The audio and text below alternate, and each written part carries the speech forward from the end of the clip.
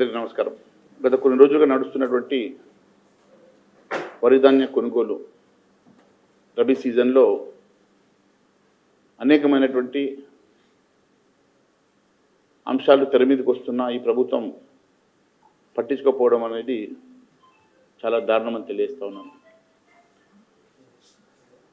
ధాన్యం కొనుగోలు అంశంలో ఒకవైపు కొనుగోలు కేంద్రాల్లో జరుగుతున్నటువంటి అనేకమైనటువంటి అవకతవకలతో పాటు మిల్లర్లు చేస్తున్నటువంటి దోపిడీ మరి ప్రభుత్వానికి తెలిసి జరుగుతున్నదా, లేకుంటే ప్రభుత్వం కళ్ళు కప్పి ఈ తతంగం నడుస్తున్నదా, మరి ఈ ప్రభుత్వం పెద్దలు చెప్పాల్సిన అవసరం ఉన్నది. వరి కొనుగోలు అంశం విషయంలో రైతన్నల మీద చూపిస్తున్నటువంటి నిర్లక్ష్యం, ఈ ప్రభుత్వం చేస్తున్నటువంటి నిర్లక్ష్య వైఖరి చాలా స్పష్టంగా అవపడుతున్నది. దాదాపు ఒకవైపు అకాల వర్షము, మరోవైపు ఈరోజు దాదాపుగా 15వ తారీఖు వస్తున్నా ఇంకా 15 రోజుల్లో వర్షాలు మొదలవుతున్న తరుణంలో ఇంకా చాలా చోట్ల వరి కొనుగోలు కేంద్రాలు ఇప్పుడిప్పుడే మొదలవుతుండడం, గత 10-15 రోజుల నుంచి వరి కొనుగోలును మందగింపజేయడం, చివరి క్షణాల్లో ఒకవైపు వర్షాలు పడుతున్న సమయంలో రైతుల్ని భయపెట్టేసి మళ్ళీ ఎప్పటిలాగానే దోపిడీ చేయడం ఇది ఆనవాయితీగా మారింది. రైతులు ఒకవైపు వరి కళ్ళల దగ్గర రాత్రింబావులు అక్కడ నెరివడి చివరికి కొంతమంది వడగాల్పులకు వడదెబ్బలకు చనిపోతున్నటువంటి సందర్భాలు కూడా మనం కళ్ళారా చూస్తున్నాం. వరి ధాన్యం మీద కుప్పగూలిపోతున్నటువంటి రైతులకు వైపు ఎన్ని రోజులైనా కూడా తేమ పేరు మీద తప్ప పేరు మీద వరి జోగకపోవడం వలన రైతులు పడుతున్నటువంటి పాటలు, ఒకవైపు గన్ని బ్యాగులు ఇవ్వని, మరోవైపు లారీల కొరత ఉన్నదని చెప్పేసి రకరకాలుగా ఇబ్బందులు పెడుతున్నటువంటి కొనుగోలు కేంద్రాల్లో రైతులు పడుతున్నటువంటి గోస అంత ఇంత కాదు. ఇదంతా కూడా ఒక పథక ప్రకారమే జరుగుతున్నట్టుగా అనిపిస్తూ ఉన్నది. గతంలో వరి కొనుగోలు ఐకేబీ ద్వారా జరిగేది, కానీ కొత్తగా పిఎస్సిఎస్కి డిసిఎంఎస్లకు ఇచ్చి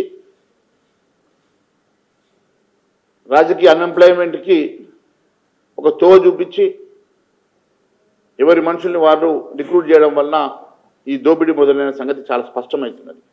ఈ అంశాన్ని చాలా స్పష్టంగా ప్రభుత్వం దృష్టికి, మంత్రి ఉత్తమ్ కుమార్ రెడ్డి గారి దృష్టికి కూడా తీసుకెళ్ళినా కూడా చెవిటోడు ముందు శంఖబూదినట్టుగానే ఉన్నది తప్ప ఇప్పటి వరకు ఆ డిసిఎంఎస్ సెంటర్లు ఐకేబీ సెంటర్లు ఎత్తేసి వాటి స్థానంలో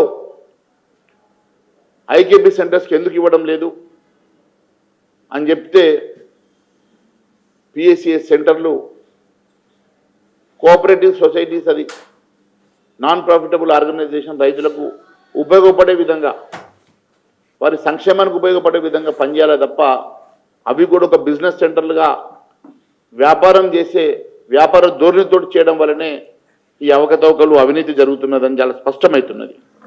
మీరు ఒక్కసారి ఆలోచన చేస్తే వర్షాలు పడితే కనీసం టర్బైన్లు కూడా రైతులకు ఇవ్వలేటటువంటి ఇబ్బందితో రైతులు బాధపడతా ఉన్నారు.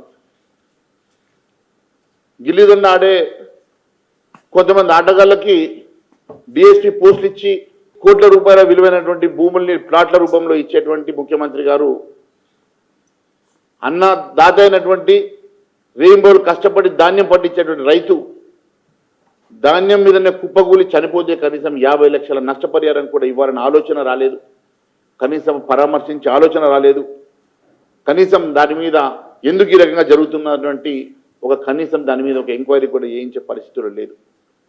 రైతుల ప్రాణాలంటే వీళ్లకు నిజంగా కూడా ఒక లెక్కలేని విధంగా ఈ రాష్ట్ర ప్రభుత్వం విధానం కనపడతా ఉన్నది. ఇది రైతులకు గోస పుట్టించే ప్రభుత్వంగా మారింది తప్ప రైతుల కోసం ఏ ప్రభుత్వం ఎన్నికల మేనిఫెస్టోలో పెట్టిన ఏ ఒక్క హామీ నెరవేర్చినటువంటి ప్రభుత్వం రైతు వ్యతిరేక ప్రభుత్వంగా రైతుల మీద కక్ష సాధింపు చేసేటువంటి ప్రభుత్వంగా కనపడతా ఉన్నది తప్ప ఇంకొకటి లేదని చెప్పి నేను తెలియజేస్తా ఉన్నాను. ఎన్నోసార్లు ఈ అంశాల మీద భారతీయ జనతా పార్టీ తరఫున అధికారులను మంత్రి గారిని కలిసి వినతి పత్రం ఇచ్చినా కూడా కనీసం దీని మీద స్పందించినటువంటి మంత్రి గారు మరి ఈరోజు నేను ఒకటే అడుగుతా ఉన్నాను. ఒక్క సంచి మీద దాదాపుగా 40 కిలోల సంచి మీద 4 కిలోలు ధాన్యాన్ని అధికంగా వేయింగ్ చేస్తున్న సంగతి నేను మంత్రి గారి దృష్టికి తీసుకెళ్ళినా. అంటే 40 కిలోల సంచి మీద 4 కిలోలు అధికంగా వేయింగ్ చేస్తే క్వింటాల్కి 10 కిలోలు, అంటే దాదాపు 10% ధాన్యం ఈరోజు అధికంగా జోకుతున్నటువంటి ధాన్యం ఎవరి జేబులకు వెళ్తున్నదో మంత్రి గారి దీనికి సమాధానం చెప్పాలని అడుగుతా ఉన్నాను. ఎందుకంటే ఈరోజు ఈ రాష్ట్రంలో యాసంగి సీజన్లో 130 లక్షల టన్నుల వరి ధాన్యం ఉత్పత్తి అవుతుంది. 130 లక్షల టన్నుల వరి ధాన్యం ఉత్పత్తి అవుతుంది. అంటే 10% అంటే 13 లక్షల టన్నుల ధాన్యం రైతుల నుంచి అధికంగా మీరు జోకుతున్నారు. 13 లక్షల టన్నుల ధాన్యం అధికంగా జోకడం అంటే టన్నుకు 22,000 చొప్పున దాదాపు 13 లక్షల టన్నులకు 2,860 కోట్ల రూపాయలు అధికంగా మీరు వసూలు చేస్తున్నటువంటి డబ్బు ఎవరి ఖాతాలకు పోతున్నది, ఎవరి జేబులకు పోతున్నది, దీన్ని ఏం ట్యాక్స్ అనాలా, దీన్ని ఏ పేరు పెట్టినా దీన్ని ఏ ట్యాక్స్ పేరు మీద నేను పిలవాలనో మంత్రి గారు నాకు తెలియజేయాలని కోరుతా ఉన్నాను. మరి మంత్రి గారి వాటా ఎంత, ముఖ్యమంత్రి గారి వాటా ఎంత, ఢిల్లీ వాటా ఎంతనో తెలియజేయాలని మేము అడుగుతా ఉన్నాం. ఈ రకంగా ఈ రాష్ట్రంలో రైతులు పండించిన ధాన్యం మీద కూడా 1,000 కోట్ల రూపాయలు అధికంగా ప్రతి సీజన్లు, అంటే 2 సీజన్లు కలిపితే దాదాపుగా 6,000 కోట్ల రూపాయలు, 6,000 కోట్లు ఒక సంవత్సరానికి రైతుల దగ్గర అధికంగా మీరు వేయింగ్ చేసేటువంటి ధాన్యం ఎవరి అకౌంట్లకు పోతున్నది, ఎవరి జేబులకు పోతున్నది, మరి ఢిల్లీ కర్రీ అకౌంట్లకు పోతున్నదా, లేకుంటే మంత్రి ముఖ్యమంత్రి గారు ట్యాక్సుల రూపంలో వసూలు చేస్తున్నారా, దీనికి సమాధానం చెప్పాలని చెప్పేసి భారతీయ జనతా పార్టీ తరఫున మేము అడుగుతా ఉన్నాం. అంతేకాదు రైతులకు ఇవ్వాల్సిన బోనస్ కూడా ఇంకా 767 కోట్ల రూపాయలు ఇవ్వాలని చెప్పి తాజాగా మంత్రి గారు చెప్పారు. మరి గతంలో సన్న బియ్యంకి సంబంధించినటువంటి వడ్లకు సంబంధించినటువంటి బోనస్ ఇంకా పూర్తిగా ఇవ్వలేదు. ఈ సీజన్లో ఇస్తారా, పూర్తిగా ఎగజేస్తారా తెలియజేయాల్సినటువంటి అవసరం ఉన్నది. అంతేకాకుండా నిబంధనల ప్రకారం సరైన టైంకి కస్టమ్ మిల్లింగ్ రైస్ని ప్రభుత్వానికి వాపసు ఇవ్వాల్సినటువంటి రైస్ మిల్లర్లు ఇప్పటి వరకు ఎన్ని రోజుల్లో ఇస్తున్నారో, మరి గత 2 సీజన్ల నుంచి కస్టమ్ రైస్ రిటర్న్ ఇవ్వనటువంటి మిల్లర్లను బ్లాక్ లిస్ట్ పెడతామని చెప్పినటువంటి మంత్రి గారు ఎంతమంది రైస్ మిల్లర్లను బ్లాక్ లిస్ట్ పెట్టారు? బ్లాక్ లిస్ట్ పెట్టేటువంటి రైస్ మిల్లర్లకు మళ్ళీ ధాన్యం ఇవ్వమని చెప్పినటువంటి మంత్రి గారు మళ్ళీ వారికి ధాన్యం ఇస్తున్నమాట వాస్తవమా కాదా? అంటే ప్రభుత్వ ధాన్యం లక్షల టన్నుల ధాన్యం ఈరోజు రైస్ మిల్లర్ల దగ్గర పడున్నా వారి దగ్గర రికవరీ చేయకుండా, వారి దగ్గరనే ధాన్యం ఉన్నా వారిని బ్లాక్ లిస్ట్ చేసినా వారికి మళ్ళీ ధాన్యం ఇవ్వడం వెనుక మతలబేమున్నది, దాని వెనుక ఉన్నటువంటి అసలైన ట్యాక్స్ ఏందో ప్రజలకు తెలియజేయాల్సిన అవసరం ఉందని తెలియజేస్తా ఉన్నాను.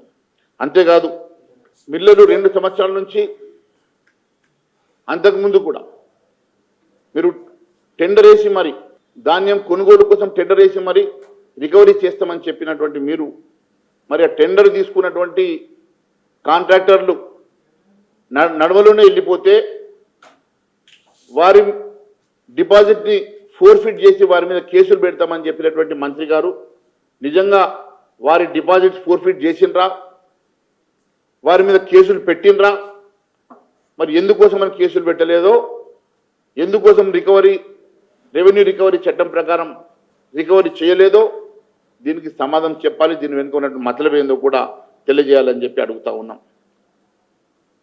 సరైన టైంకి సీఎంఆర్ ఇవ్వకుండా మోసాలు పాల్పడినటువంటి మిల్లర్లపై రెవెన్యూ రికవరీ యాక్ట్ కూడా పెట్టకపోవడం వెనుక మతలబు ఏందని చెప్పి అడుగుతా ఉన్నాం. అంతేకాదు ఈ కుంభకోణం వెనుక ఎన్ని వేల కోట్ల రూపాయలు చేతులు మారినాయి, ఈ కుంభకోణం మీద సరైన దర్యాప్తు ఎందుకు చేయడం లేదు? మరి దీని మీద సిబిఐకి ఇస్తామని గతంలో నేను కేంద్రానికి లేఖ రాస్తే దాని మీద రాష్ట్ర ప్రభుత్వం ఎందుకు కాన్సెంట్ ఇవ్వడం లేదు, రాష్ట్ర ప్రభుత్వం సిబిఐకి ఎందుకు సిఫార్సు చేయడం లేదో దీని మీద సమాధానం చెప్పాలని చెప్పి నేను అడుగుతా ఉన్నాను. అంతేకాకుండా సివిల్ సప్లైస్ శాఖ ఎన్నాళ్ళుగా ఈ అప్పులు చేస్తూ ఉన్నది, ఎన్ని వేల కోట్ల అప్పులు ఉన్నది. మరి కొత్తగా ఎందుకోసం అని చెప్పేసి రికవరీ చేయకుండా మళ్ళీ ఈ ప్యాడీని అలాంటి రైస్ మిల్లనే ఎంచుకొని మరి అలాంటి రైస్ మిల్లకి ఎందుకు ఇస్తూ ఉన్నది.